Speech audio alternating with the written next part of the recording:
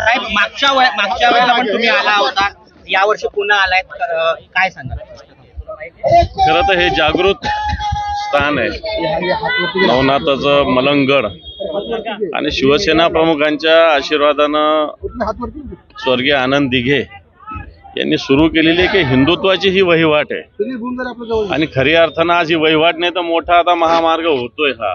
आणि एक हिंदुत्वाचा विचार एक मोठ्या प्रमाणावर या निमित्तानं हिंदुत्व, अध्यात्म आणि भक्ती हे सगळी एकत्र इथं दिसते. मला असं वाटतं हिंदू या निमित्ताने एकत्र होण्याचा एक मार्ग या मलंगगडाच्या माध्यमातून निर्माण झाला. निवडणुकीच्या पूर्वी इथे वारकरी संप्रदायाचा एक मेळावा झाला होता.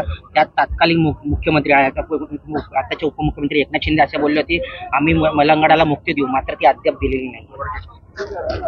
मलंगगडाला मुक्ती देऊ म्हणजे काय मुक्ती देऊ? मलंगगडापासून तुम्हाला मुक्त केलं पाहिजे असं मला वाटतं. कारण तुम्ही येऊन तुमचे अपवित्र गद्दारीचे पाय इथं लावता हे मला असं वाटतं सगळ्यात मोठं पाप इथं होतंय.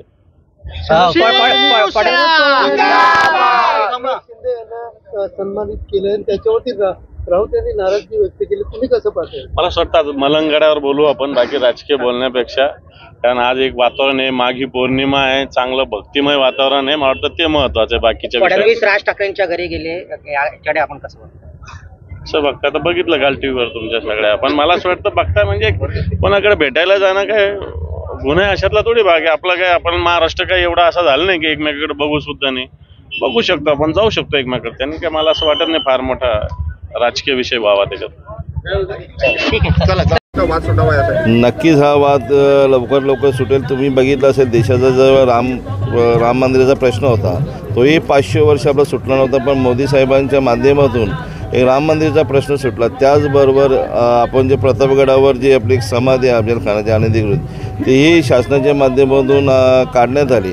आणि आत्ताच या महिन्याभरापूर्वी कल्याण कोर्टाने आपला दुर्गाडी जो मंदिर आहे तो हिंदूंचंच मंदिर असंही जाहीर केलं. आता राहिला ते शेवटचा मुक्तिगड, आता तोही लवकर होईल. तत्कालीन मुख्यमंत्री आणि दरवर्षीप्रमाणे मलंगगड यात्रा हजारो यात्रेकरू आज या ठिकाणी आलेत. मी त्यांचं स्वागत करतो. हिंदू हृदय सम्राट बाळासाहेब ठाकरे यांच्या आदेशानुसार धर्मवीर आनंद दिघे साहेबांनी ही सुरू केलेली मलंगगड यात्रा आजही तशीच उत्साहात जल्लोषात सुरू आहे.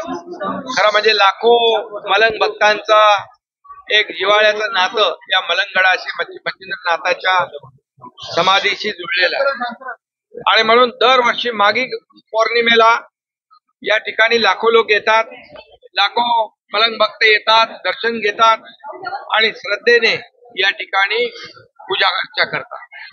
आणि म्हणून मी सर्वांचं पुन्हा एकदा मनापासून खूप खूप स्वागत करतो. राजन साळवींनी आता राजीनामा दिलेला आहे, ते तुमच्याकडे येणार आहेत अशी चर्चा आहे. जे लोक येतील त्यांचं स्वागतच आहे. कारण गेल्या 2.5 वर्षामध्ये बाळासाहेबांच्या, आनंद दिघे साहेबांच्या विचारांच्या शिवसेनेमध्ये आमदार, खासदार, नगरसेवक, जिल्हा परिषद अनेक नेते शिवसेनेमध्ये दाखल झाले, शिवसेनेमध्ये सामील झाले. त्यांना बाळासाहेबांच्या विचारांची शिवसेना पुढे न्यायची आहे, वाढवायची आहे. आणि म्हणून बाळासाहेबांच्या विचाराने आम्ही सरकार स्थापन केलं. 2.5 वर्ष जे काम केलं ते लोकांना माहित आहे. आणि म्हणून जो विश्वास लोक दाखवतायत कामावर, हे काम करणारं सरकार आहे, घरी बसणारं सरकार नाही. हे रिझल्ट देणारं सरकार आहे, फील्डमध्ये उतरून 24/7 काम करणार आहे.